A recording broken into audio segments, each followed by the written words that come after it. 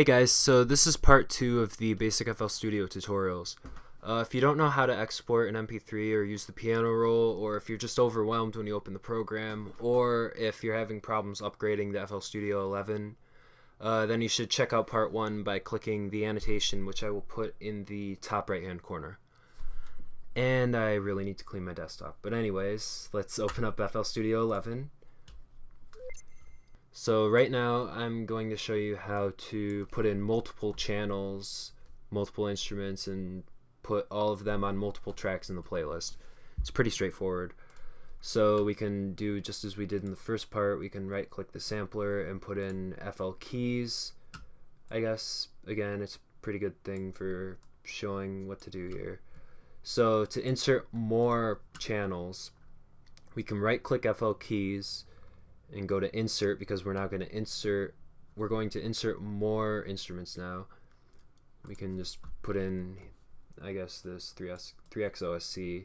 I really don't use it, but for the purpose of this tutorial it'll work. So let's right click the channel and go to the piano roll again.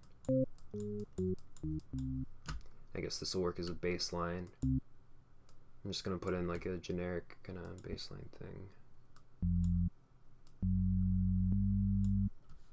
Alright, so we can right click each channel to go to each piano roll, and I'm just gonna create something here.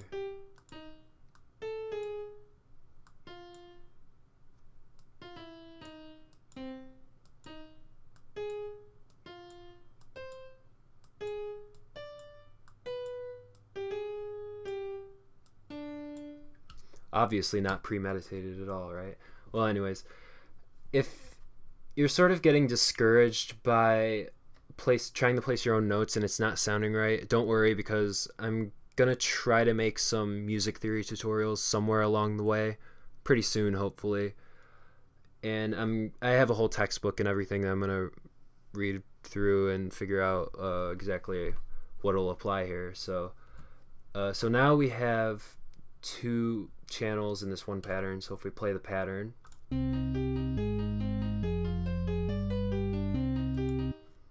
it plays both channels.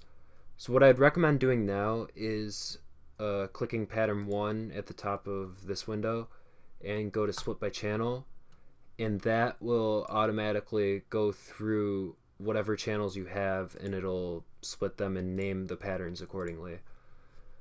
So what I'd like to do now is rename the channels, and easy way to do that is to click F2 when you're on the window, and we'll name this one to the bass line, and we will go to the other pattern, press F2, and name it piano, I guess.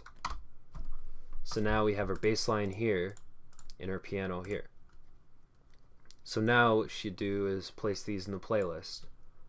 So to select your pattern in the playlist, you click in a similar spot as you did in the channel selection and go to the bass line, and we can place it here on track 1, and then we'll place piano on track 2. And since I know that these tracks are only going to contain their respective instruments, I will rename these tracks. So to rename, you right click, I guess track 1, we're going to name it bass line, right click track 2, name it piano. So now when we switch to song mode, we can hear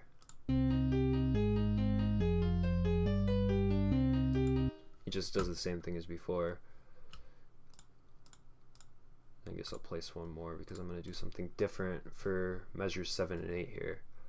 Again, I'll explain the music theory later on. So what we should do now is add some more patterns. So to do that, we click the plus here right next to the pattern name in the channel selection, and we'll name this bassline 2, I guess. And I guess I'm gonna do something here.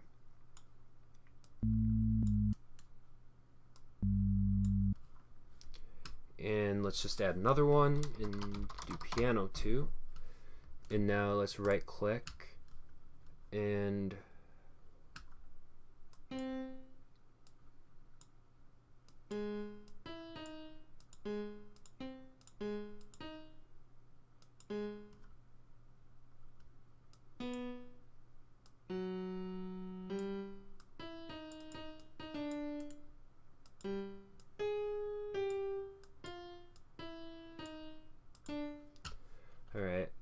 So now let's place these right after these ones. So we'll place piano 2 right after piano on measure 7 and 8, and we'll place bassline 2 after bassline there.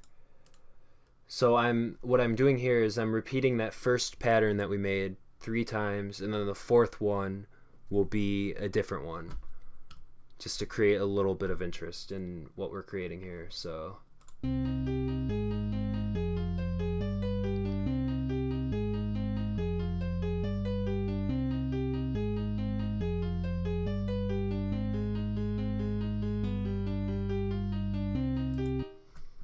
yeah, all right.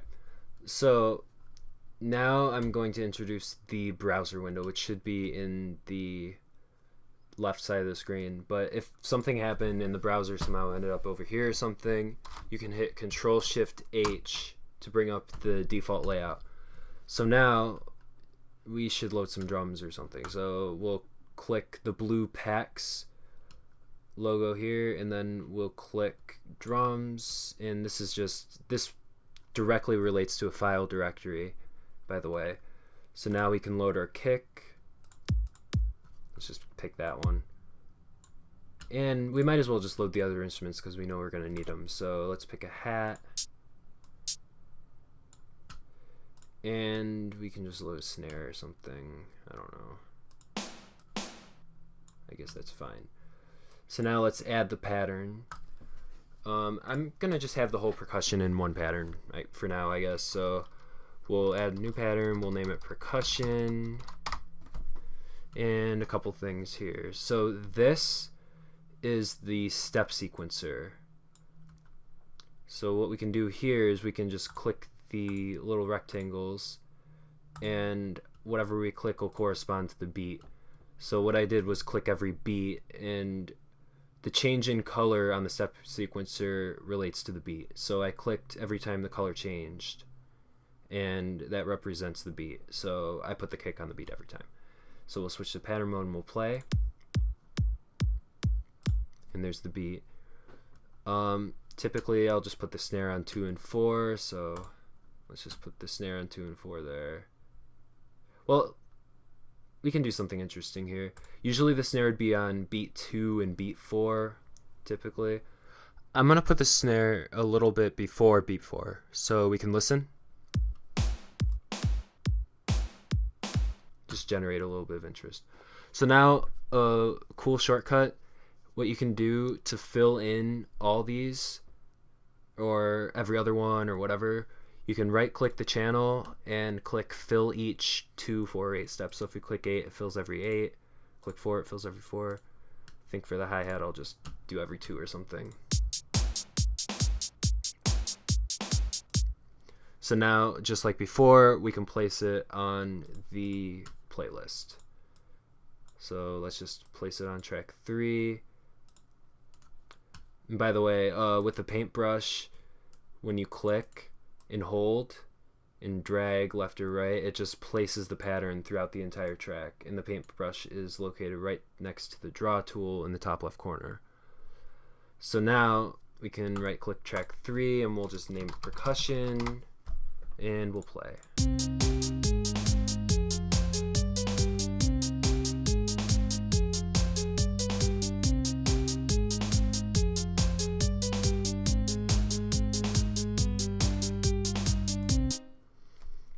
So now obviously you'll notice one thing. You'll notice that like the hi-hat's too loud and other things.